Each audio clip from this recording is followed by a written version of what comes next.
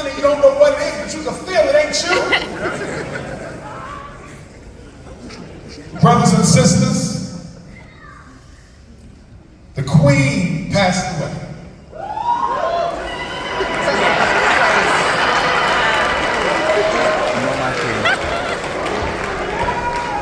And I'm watching the television because I wanted to see how my brothers and sisters in the UK responded. I saw Negroes crying in the street.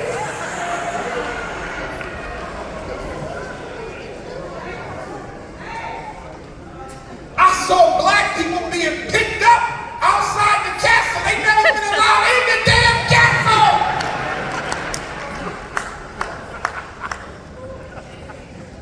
I saw a Negro run up to the new king. What's his name? Charles III? King? What is he? Is it Charles III?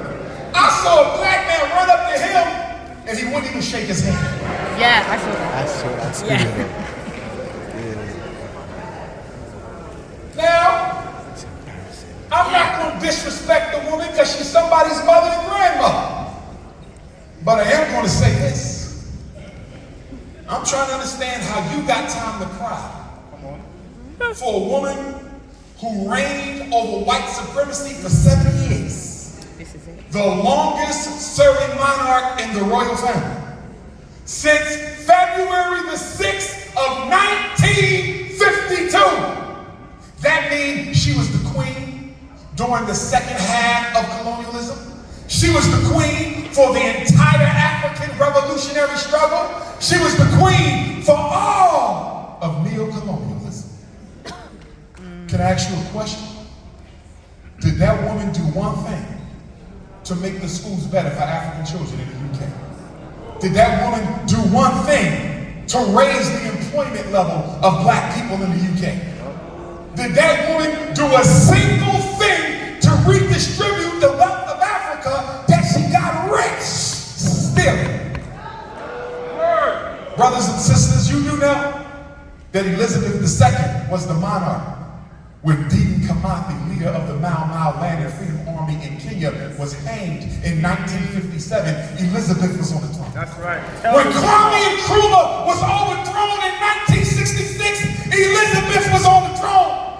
When Patrice Lumumba had his body cut up into little pieces and burned, Elizabeth was on the throne. When Anwar Sadat of Egypt was assassinated in 1981, Elizabeth was on the throne.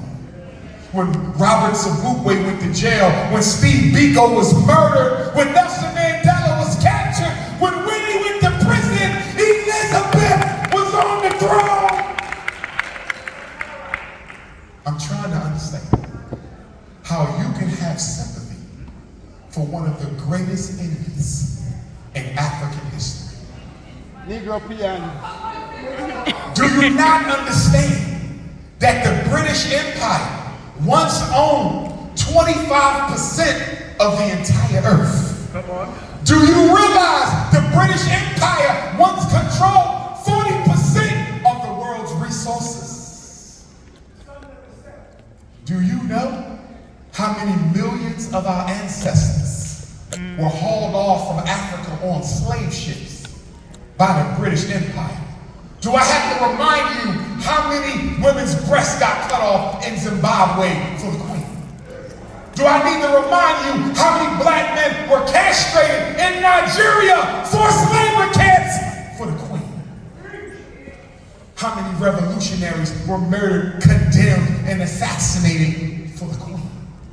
And you Negroes got the audacity to honor the life and legacy of a woman whose name is synonymous with African domination and enslavement.